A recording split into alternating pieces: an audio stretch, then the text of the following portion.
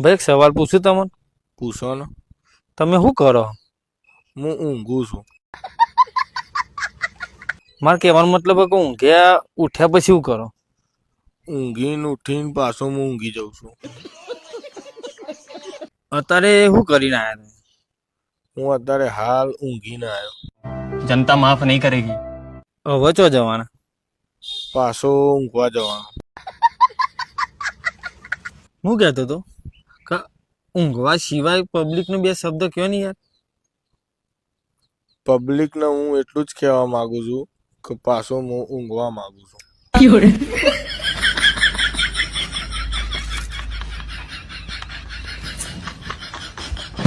ઊંઘવા જાવ તાર લીધો કહું તમે. દવા ચાલુ કરાય હિંમતનગરની. જાઓ, મારો ઊંઘવાનો ટાઈમ.